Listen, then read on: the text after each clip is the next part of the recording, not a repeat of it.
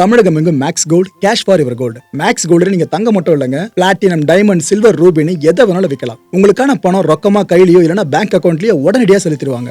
Market மதிப்பை விட 100 ரூபாய் ஒரு கிராமுக்கு உங்களுக்கு கூடுதலாக கிடைக்கும். தமிழ்நாடு முழுக்க டோர் ஸ்டெப் சர்வீஸும் இவங்க ப்ரொவைட் பண்றாங்க. உங்களுக்கு கோல்ட விற்கணும்னு அதுக்கு ஒரே ஒரு பெஸ்ட் பிளேஸ் மேக்ஸ் கோல்டு தான். கால் 04445454545. வணக்கம். Big topic with Karthik Mayakumar.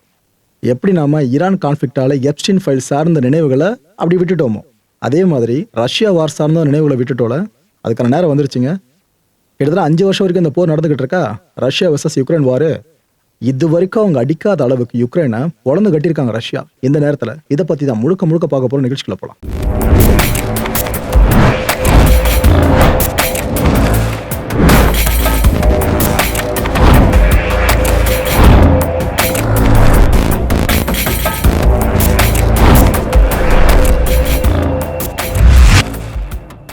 ரஷ்யாவோட இந்த ஸ்ப்ரிங் அஃபென்சஸ் இருக்குல்ல, அது பெருசா நடக்கும்னு தெரியும். ஆனா இந்த அளவுக்கு எக்ஸ்ட்ரீமா போகும்னு சத்தியமா யாருமே நினைச்சு பார்க்கல. அது ஈரான் கான்ஃபிளிக்ட் நடந்துட்டு இருக்க டைம்ல இது நடந்திருக்குல்ல, இது யாருமே எதிர்பார்த்திருக்க மாட்டோம். டியூஸ்டே என்ன இருக்கு, ரஷ்யா கிட்டத்தட்ட 1000 ட்ரோன்ஸை ஒரே டைம்லங்க 1000 ட்ரோன்ஸை யுக்ரைன் நோக்கி அனுப்பியிருக்கு. இதுல மிசைல்ஸ் வேற 34 மிசைல்ஸ். யுக்ரைன் நிலைமை கொஞ்சம் யோசிச்சு பாருங்க, எந்த அளவுக்கு அங்க தாக்கம் ஏற்பட்டிருக்குன்னு சொல்லிட்டு. இது வரைக்கும் இந்த போர்ல ரஷ்யா அடிக்காத அடிதான் இந்த அடி. இவ்வளோ அக்ரஸிவா யுக்ரைன் ஒரு வழி ஆக்கியிருக்காங்க. இந்த ரெசிடென்ஷியல் ஏரியா இருக்குல்ல கார்கிவ்ல, அதெல்லாம் கொழுந்து விட்டு எரியுது. ஏற்கனவே யார் அங்க யுக்ரைனுக்கு டூர் மாதிரி சும்மா போயிட்டு வரோம், அங்க இருக்க கடல் நிலவரத்தை பார்த்துட்டு வரோன்னு கிளம்பி போனாலும் கூட, அந்த மக்கள் தங்கி இருக்க அங்க இருக்க சில இன்ஃப்ராஸ்ட்ரக்சர்ஸ் இருக்குல்ல, அது வரைக்குமே ட்ரோன்ஸ் வர்றது இன்டர்செப்ட் பண்றது, ட்ரோன்ஸ் வர்றது இன்டர்செப்ட் பண்றது இப்படியே நடந்துட்டு இருக்கிறத பார்த்துருக்காங்க. எப்பா இதுக்கப்புறம் இந்த இடத்துக்கு வரவே கூடாதுன்னு பயந்து தெரிச்சு வந்தவங்க எண்ணிக்கை பல பேர் உண்டு. இப்போ அந்த எண்ணிக்கை இன்னும் அதிகரிச்சிடும் போல இருக்கு. கார்கிவ்ல நடந்திருக்க இந்த அட்டாக்கு எவ்வளோ ட்ரோன்ஸுங்க ஒன்னா வந்து ரெசிடென்சியல் பில்டிங்ஸ் மேலே வந்து விழுந்துகிட்டு இருக்கு. இந்த சிவிலியன்ஸ்லாம் இதுக்கு முன்னாடி பயந்துட்டு இருந்தாங்க பல பேரும், இப்போ அழ ஆரம்பிச்சாங்க லிட்டரலா. இந்த அளவுக்கு ரஷ்யா ப்ரூட்டலா அட்டாக் பண்ண நாங்கள் நினைச்சு பார்க்கல. அவங்க இந்த அளவுக்கு மோசமா தாக்கிட்டு இருக்காங்கன்னு யுக்ரைனியன்ஸ் அவ்வளோ தூரம் மனசு வேதனையை இங்க பதிவு பண்ணிக்கிட்டு இருக்காங்க.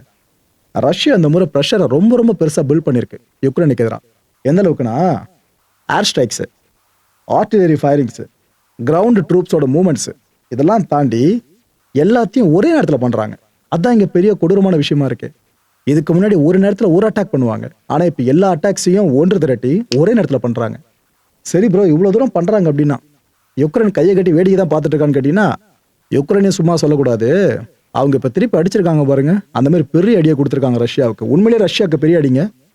கிட்டத்தட்ட 400 ட்ரோன்ஸை யுக்ரைன் ரஷ்யா நோக்கி லான்ச் பண்ணியிருக்கு. 400 ட்ரோன்ஸ்.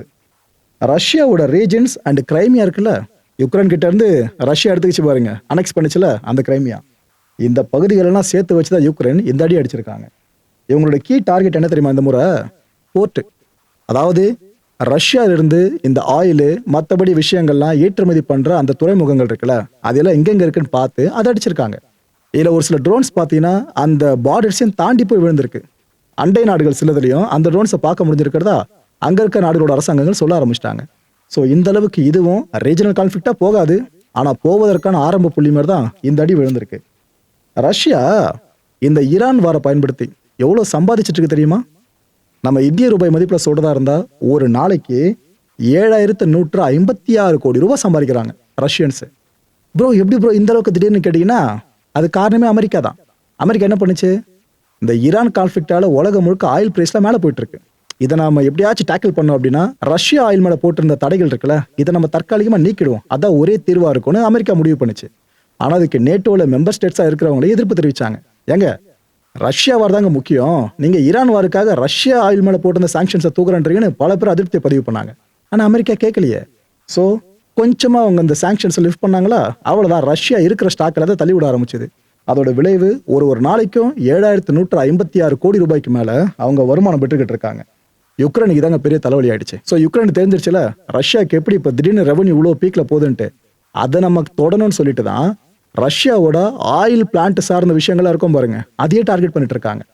அதுல வேற இந்த போர்ட்டுங்க, ரஷ்யாவோட ஆயில்லாம் போர்ட் மூலமாக அதிகமாக வெளியே போயிட்டு இருக்கு. அதோட கதையை முடிச்சு விடுவோம் தான் ட்ரோன்ஸை அதை நோக்கி அனுப்பியிருக்காங்க.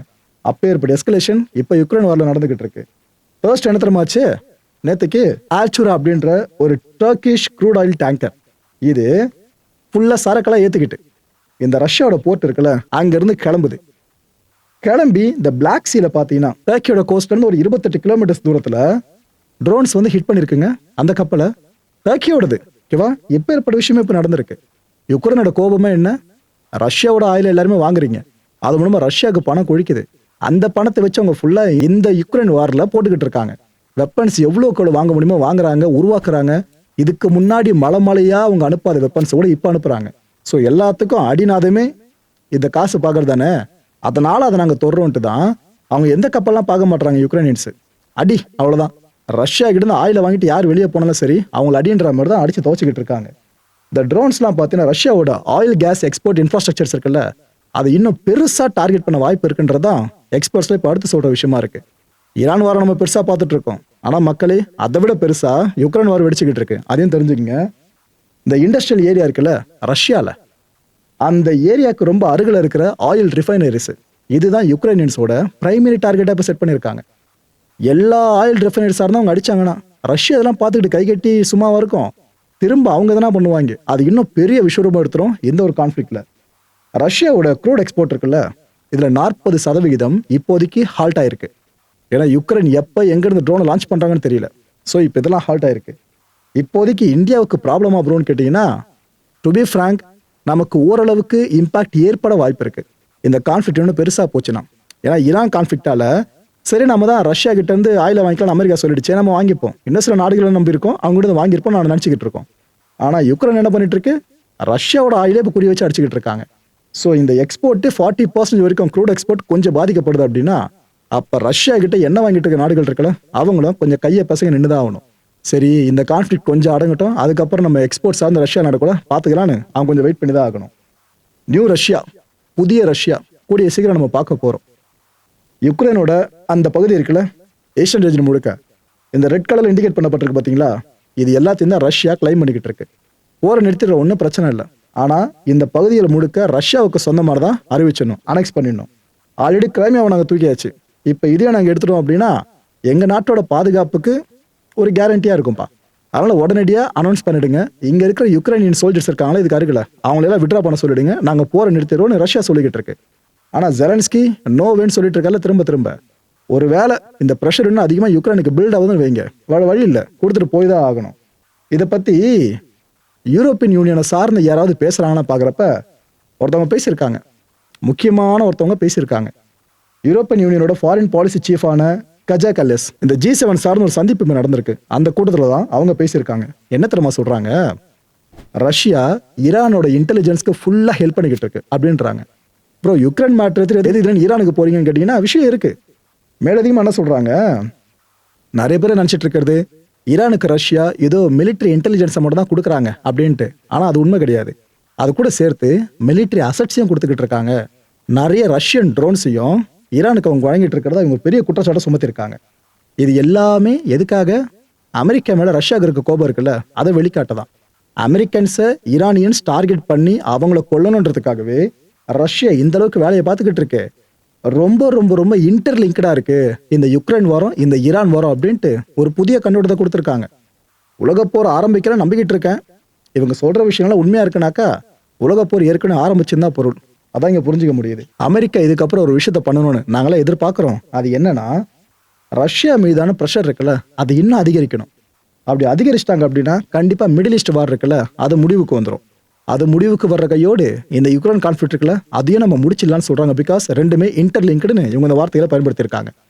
அது எப்படி ப்ரோ? ட்ரம்ப் தான் ரஷ்யன் ஆயில் மேல இருக்க சாங்ஷன்ஸை தூக்கிட்டாரு. அது இவ்வளோ நாளாக போராடிக்கிட்டு இருக்காரு, அவரால் இந்த போரை நிறுத்த முடியல. அப்புறம் எப்படி இவங்க சொல்றதை பண்ண முடியும் கேட்டீங்கன்னா, நீங்க நினைக்கிறதா மக்களை கரெக்டு. ட்ரம்ப்போட மனசை மாற்றணும்னாக்கா புட்டினால மட்டும்தான் முடியும். ஆனால் புட்டின் நினைச்சா யாரை வேணாலும் இன்ஃப்ளூயன்ஸ் பண்ண முடியும், இன்க்ளூடிங் டொனால்ட் ட்ரம்ப். ஏன்னா இப்போதைக்கு இந்த வார் சிச்சுவேஷன்ல யார் நல்லா ப்ராஃபிட் பார்த்துட்டு இருக்கா? ரஷ்யா மட்டும்தான். அமெரிக்கா லாசம் மட்டும் தான் பார்த்துக்கிட்டு இருக்கு. ஜெலன்ஸ்கி யுக்ரைன் அதிபர், இவர் இப்ப என்ன தெரியுமா சொல்லியிருக்காரு? ரஷ்யா அமெரிக்காவை பிளாக்மெயில் பண்ணிக்கிட்டு இருக்குன்னு சொல்றாரு. ப்ரோ, எப்ஸ்டீன் ஃபைல்ஸை பேஸ் பண்ணி இஸ்ரேல் பிளாக்மெயில் பண்றதுன்னு சொன்னா கூட கொஞ்சம் நம்ப முடியும். இவர் என்ன ஒட்டுமொத்தமா கதையை மாத்துறாருன்னு கேட்டீங்கன்னா விஷயம் இருக்கு. என்ன பிளாக்மெயில் பண்ணதாமா ரஷ்யா அமெரிக்காவை?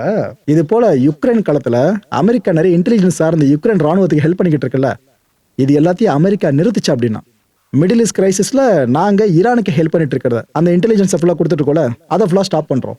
அப்படின்னு பிளாக்மெயில் பண்ணிக்கிட்டு இருக்கா ரஷ்யா அமெரிக்காவை. இந்த மேட்டர் இங்க சொல்றாரு. ஒருவேளை இப்போ உலகமே எதிர்பார்க்குதுல்ல, இந்த போரை நிறுத்திட்டோம்னாக்கா அந்த ஈஸ்ட் பகுதியை ஃபுல்லா ரஷ்யாவுக்கு கொடுத்துடணும் அப்படின்ட்டு. அதை நான் செய்யறேன்னு வைங்க, யாரு ஜெலன்ஸ்கி சொல்றாரு, அதை நான் செய்யறேன்னு வைங்க, அதனால ஒரு பிரயோஜனமும் எங்களுக்கு கிடையாதுங்கன்றாரு. இது நாளை பின்ன எங்களுக்கு திரும்ப பிரச்சனையாகும். இந்த பகுதி போதும் இன்னும் கொஞ்சம் மேலே ஏறி வருவாங்க. அப்புறம் ஒரு இடத்துல ஒட்டுமொத்த நாட்டையும் நான் கொடுத்துட்டு உட்காந்துருக்கணும் ரஷ்யாவுக்கு. ஐரோப்பாவுக்கே பெரிய த்ரெட்டா மாறிடும். கொஞ்சம் யோசிச்சு பார்த்து நீங்க முடிவை சொல்லுங்கன்றார் யாரு ஜெலன்ஸ்கி. ஸோ இப்போதைக்கு ரஷ்யாவை நாங்கள் திருப்பி அடிக்கிறது மட்டும்தான் ஒரே ஒரு தீர்வா இருக்கும். அதை நாங்கள் இது வரைக்கும் கரெக்டாக பண்ணிக்கிட்டு இருக்கோம், இதுக்கப்புறம் பண்ணுவோன்ட்டு ஜெலன்ஸ்கி இங்கே சூழல் வச்சிருக்காப்புல. சூழல் வச்ச கையோடு அவர் எங்க போய் லேண்ட் ஆயிருக்காரு தெரியுமா? சவுதி அரேபியால. இப்ப எந்த அளவுக்கு கான்ஃபிளிக்ட் மிடில் ஈஸ்ட் முழுக்க போயிட்டு இருக்கு, இந்த நேரத்தில் அவர் அங்க போயிருக்காரு. இவர் போயிருக்கிறத வச்சு பார்க்கும்போது அந்த கலை சொன்னாங்க பாத்தீங்களா, அது கிட்டத்தட்ட உண்மையோன்ற மாதிரி தான் நமக்கு தோணுது. சவுதி அரேபியாவுக்கு ஜெலன்ஸ்கே டைரக்டா போயிருக்காருல, மற்றவங்க அனுப்பலங்க, பிரசிடென்ட் டைரக்டா போயிருக்காப்ல. இவர் இதுக்கு முன்னாடி சில நாட்கள் முன்னாடி தான் ஒரு மேட்டர் அனௌன்ஸ் பண்ணாரு. இது போல ரஷ்யாவோட ட்ரோன்ஸ் இருக்குல்ல, அது எல்லாம் எங்க நாட்டை இவ்வளோ நாட்களா பதம் பார்த்தோம், 5 வருஷமா பதம் பார்த்தோம், நாங்க அதை சக்சஸ்ஃபுல்லா அழிச்சுக்கிட்டு இருக்கோம். இந்த டெக்னாலஜி இருக்குல்ல, எப்படி ரஷ்யன் ட்ரோன்ஸை காலி பண்றதுன்னு, இதை நாங்க மிடில் ஈஸ்டுக்கு கைட் பண்றோம், சொல்லி கொடுக்குறோம். ஏன்னா ரஷ்யா தான் ஈரானுக்கு ஃபுல்லா இந்த ட்ரோன்ஸை கொடுத்துக்கிட்டு இருக்கு. அந்த ட்ரோன்ஸ் தான் உங்களோட நாடுகள் மேல வந்து விழுந்துகிட்டு இருக்கு. ஸோ நாங்க வந்து சொல்லி கொடுத்தா அந்த எக்ஸ்பெக்டேஷன் நீங்க யூஸ் பண்ணிட்டீங்க அப்படின்னா நீங்க பொழைச்சிக்கலாம், இவர் ஏற்கனவே சொல்லியிருந்தாரு. அதோட நீட்சியும் என்னவோ, இவர் கிளம்பி டைரக்டா சவுதிக்கு போயிருக்காப்ல. இதுல யுக்ரைன் அபிஷியல் ஒருத்தர், முக்கியமான அபிஷியல் ஒருத்தர் ஒரு விஷயத்தை சொல்லியிருக்காப்ல. 3ஆம் உலக போர் இருக்குல்ல, அது ஆல்ரெடி யுக்ரைன்ல ஸ்டார்ட் ஆயிடுச்சு. நிறைய பேர் ஈரான் சொல்றீங்களா, யுக்ரைன்ல ஸ்டார்ட் ஆயிடுச்சுன்னு அவர் ஒரு பக்கம் அடிச்சு சொல்ல ஆரம்பிச்சிட்டாரு. அப்படி ஆரம்பிச்சிட்டாங்க அப்புறம்னு கேட்டீங்கன்னா, இது வரைக்கும் அபிஷியலா யாரும் சொல்லலை. அலைடு ஆக்சஸ்ன்ற மாதிரிலாம் செகண்ட் வேர்ல்டு வார்ல பார்த்த மாதிரிலாம் பெரிய அணிகள் பெருசா. ஆனா இவர் சொல்றதுல ஓரளவுக்கு உண்மை இருக்கு, ஓரளவுக்கு மட்டும்தான் உண்மை இருக்கு, ஒட்டுமொத்தமா உண்மை இல்லை. அந்த வித்தியாசம் புரிஞ்சுக்கங்க. ஜெலன்ஸ்கி சவுதியில காலடி எடுத்து வச்சார்ல, என்ன வரவேற்புன்றீங்க?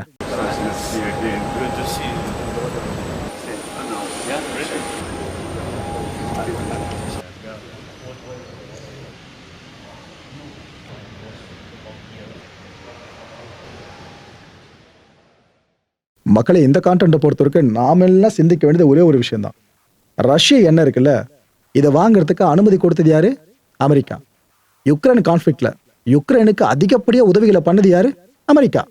இந்த குழந்தைய கிள்ளி விட்டு தொட்டிலையும் ஆட்டி விடுறதுன்னு சொல்லுவாங்கல்ல, அந்த வேலையை அமெரிக்காவை தவிர வேற எந்த நாடும் பர்ஃபெக்டா பண்ணவே முடியாதுங்க.